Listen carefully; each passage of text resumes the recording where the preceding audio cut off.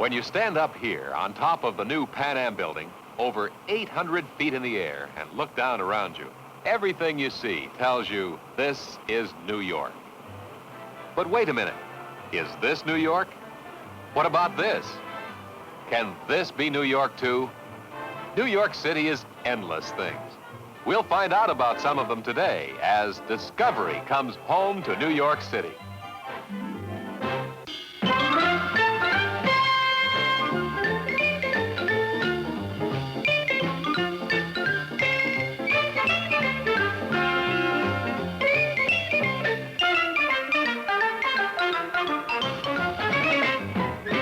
Discovery 68, the award-winning program for young people, with Bill Owen. Hi, welcome to Discovery. In the past few months, we've traveled all over the world, discovering some more of the sights and sounds, the people and ideas that make up the world in which we live. But today, we're going to do something a little bit different. We've returned to Discovery's home, one of the most exciting and truly fascinating cities in the world, New York City. It's a city that almost defies description because of its many faces and moods. One could say that it's just blocks and blocks of skyscrapers covering miles and miles of subway tracks. A huge, crowded city where people live in boxes, stacked up and up, because there's nowhere to build but into the skies. It's true, and it isn't true. This is New York City, too. Is New York a city where people are rich and endlessly in search of something to do to keep from being bored? To some people it is, but to most people it's not. Is it a melting pot where eventually everybody ends up pretty much the same? True in some ways, but not in others. Is it a big, cold city where no one has time for anyone else? Sometimes, but not usually.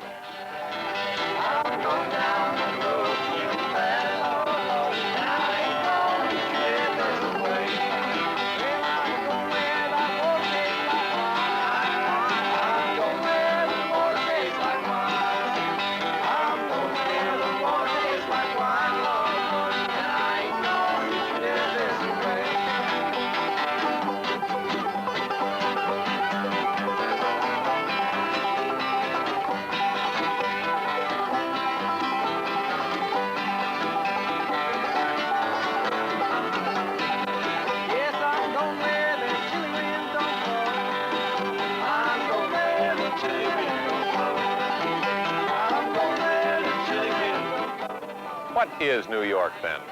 Well, on a warm fall day in Washington Square in Greenwich Village, if you're young, it's a place to sing and talk and pass a few pleasant and easy hours. But 100 blocks up this same Fifth Avenue, right up there, it's something else again. In Harlem, it's just a place to be crowded and to hope for something better. New York isn't an easy city in which to live. It's crowded. There are too many automobiles. Sometimes there are too many people on the streets.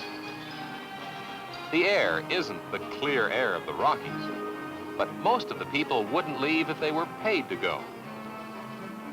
Somebody said that trying to define New York is like riding on the water during a hurricane. You decide what it's like, but when you've made your mind up, it's all changed. Well, let's begin by looking at New York City in terms of things. Bridges. There are bridges. 61 of them considered major.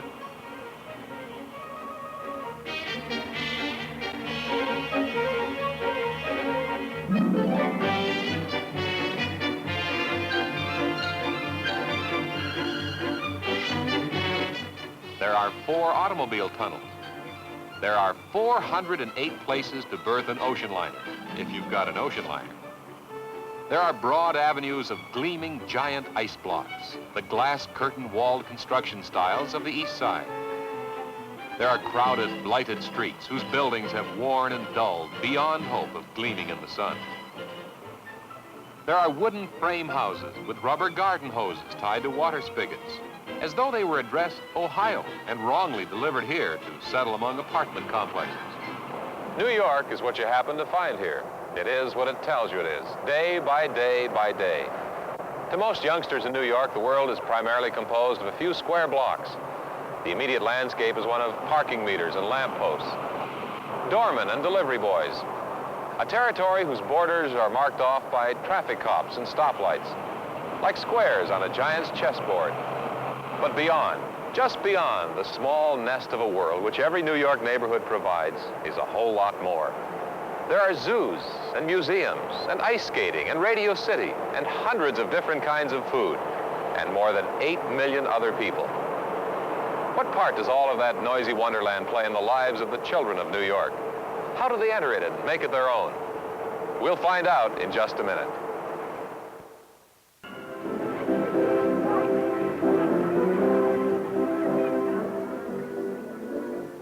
This is one of the places where New Yorkers get together, people who know each other and people who don't. If you've got a pair of skates or care to rent a pair, or if you just want to watch, you're welcome here. This is the Wollman Memorial Skating Rink, and it's been one of New York's favorite wintertime activities since it was opened in 1950.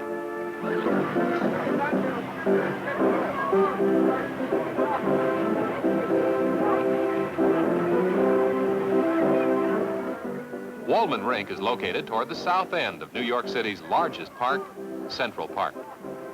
If you stand here and look around, you can see 3 of the park's boundaries, 3 walls of buildings against the sky.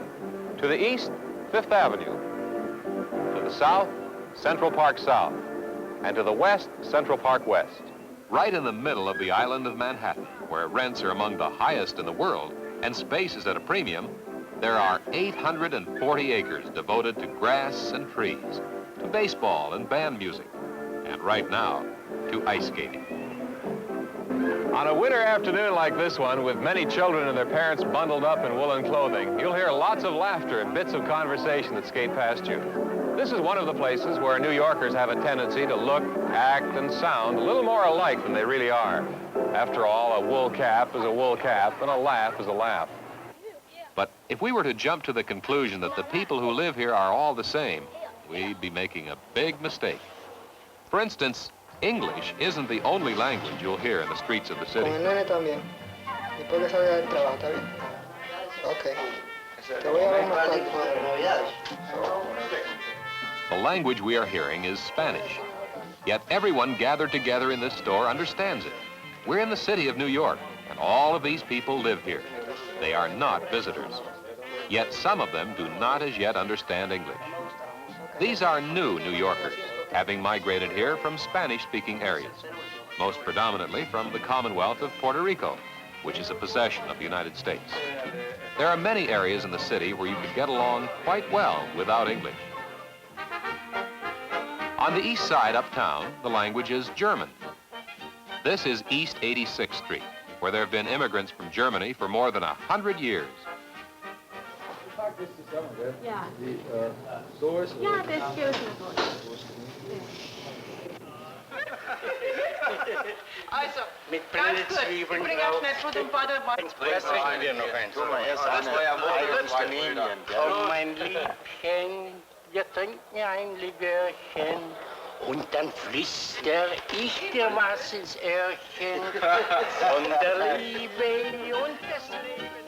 Wherever you look up here, there's a Teutonic feeling. A restaurant is a Brauhaus. A sweet shop is a Konditorei. And in the window, there's always Marzipan, the candy made of crushed almonds and sugar, the traditional favorite of Austrian and German children.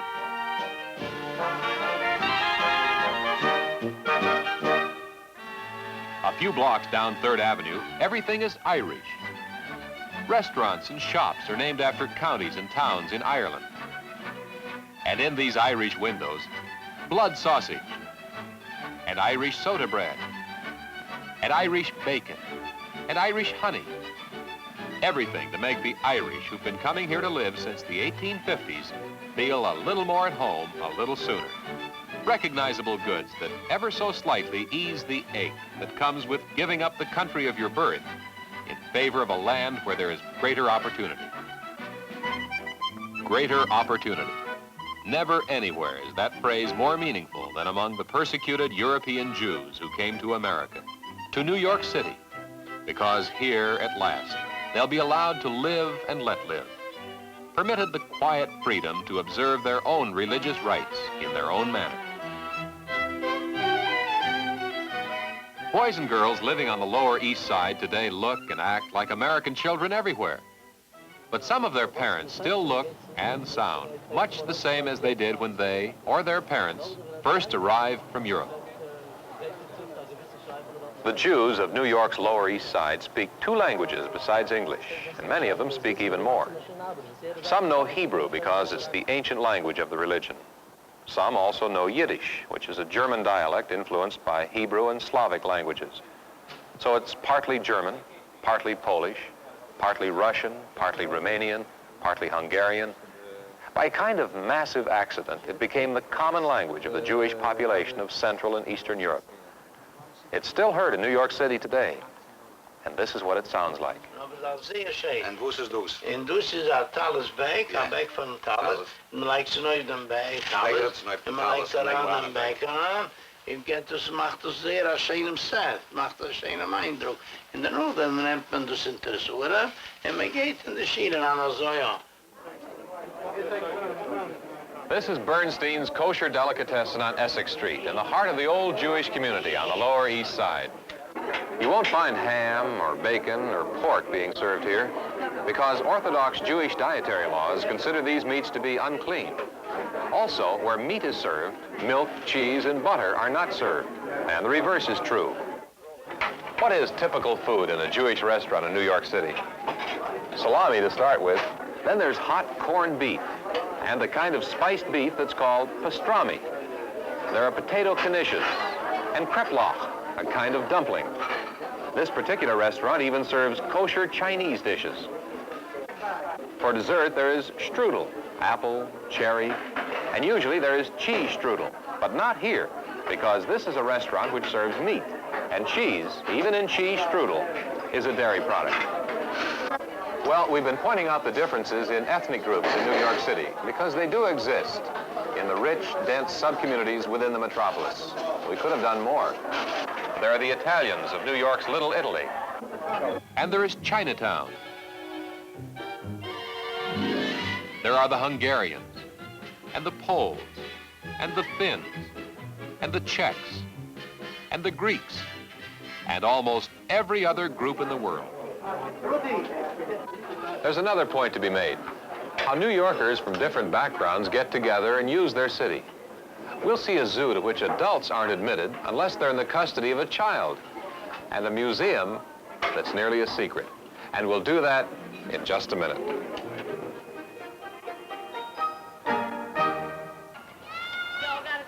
The Central Park Zoo is within 100 yards of Fifth Avenue. It's another popular part of Central Park's 840 acres. Some of the birds and other animals are just part of the landscape. The squirrels and the gophers, the robins and the pigeons come and go as freely as the New York residents and visitors who come to the zoo. Others have been brought here to give New York youngsters a look at some fancy animals they might not otherwise see outside of travel films. There are Sika deer from Japan, zebras from Africa, bears from the Arctic, yaks from Tibet, camels from Arabia. They're all right here, within a couple of minutes' walk from Fifth Avenue with its buildings and buses. Central Park has been a protected part of Manhattan for 110 years, but one of the best things about it is a recent addition. This is the Children's Zoo. Unaccompanied adults aren't tolerated here, except one day a week, since this is, after all, a democracy.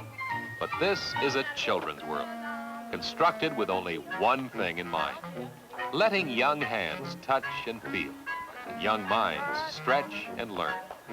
Don't feed the animals is a sign you won't see here. Youngsters are allowed to offer bits of food to ducks and sheep and ponies. They're encouraged to reach out and find out what a llama from Argentina actually feels like, and if the tongue of an ordinary goat is rough or smooth.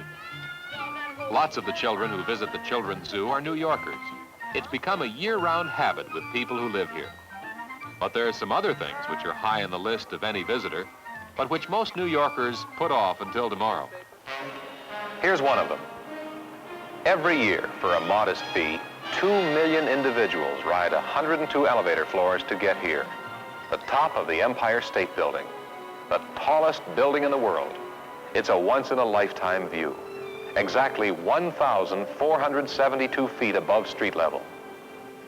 If you want to go up higher, you can, in a helicopter. This is the roof of the Pan Am building, an airport, or more properly, a heliport, over 800 feet in the sky. For the businessman, traveler, or sightseer, there's regularly scheduled service from here to New York City's airports.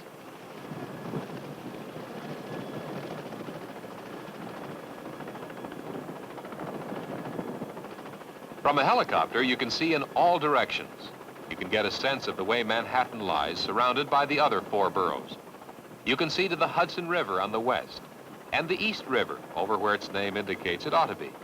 Central Park sticks out at you like a long tongue, and the skyscrapers of lower Manhattan rise like a reflection.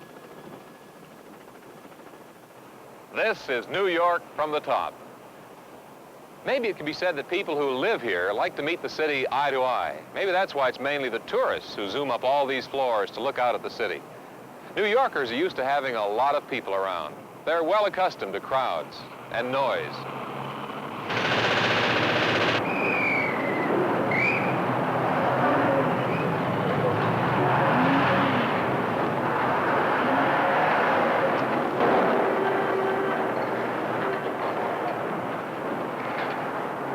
What do New Yorkers do for quiet?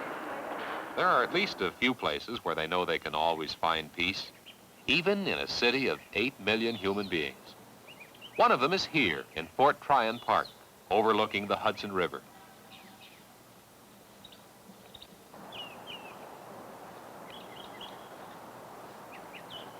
This is the Cloisters, a museum of medieval art.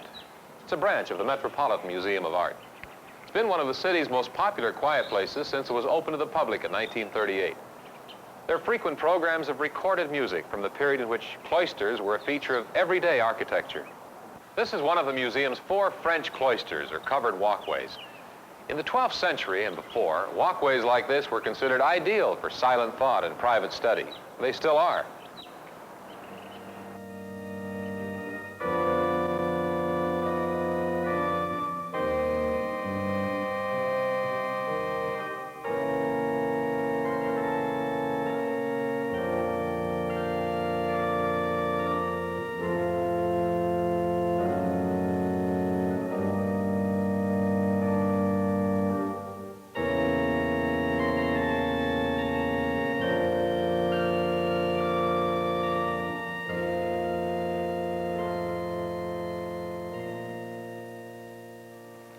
Want even more quiet, even greater solitude?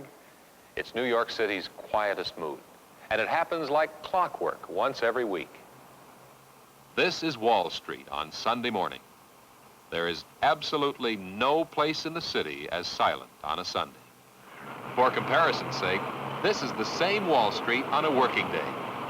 All that activity has to do with the world of finance, the buying and selling of stocks and bonds. It's a complicated and erratic world, and this small street is its heart. But on Sundays, the stones of Wall Street seem to shut out the present, to close themselves off from commerce, and remember New York's early days when tall-masted sailing ships filled the harbor just a few blocks from here. Now the harbor is without its sails. New York Harbor's fondest tie to the past is the Staten Island Ferry. Still, as everybody who rides it will tell you, the best ride you could think of for only a nickel.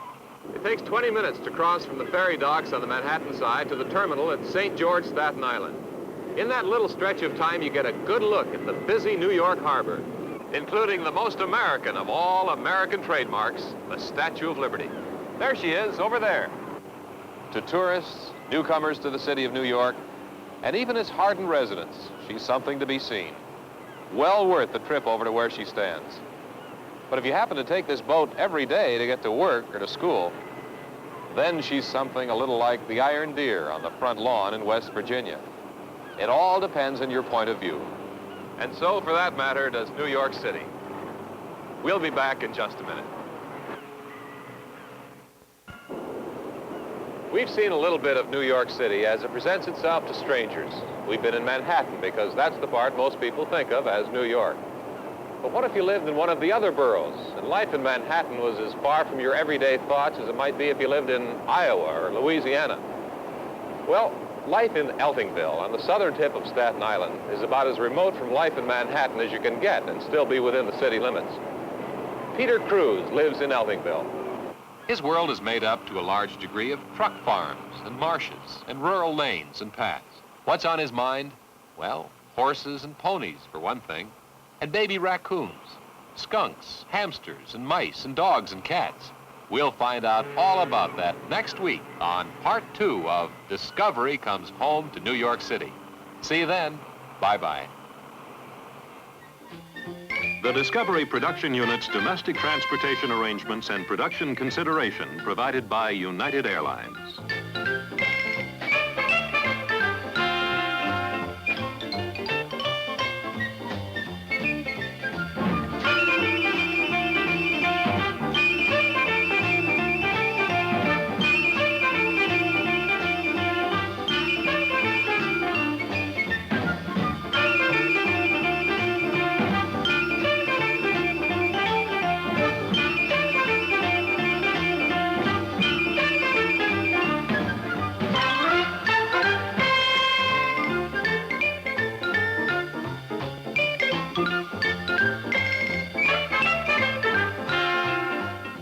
This has been a Jules Power production in association with ABC News and Public Affairs.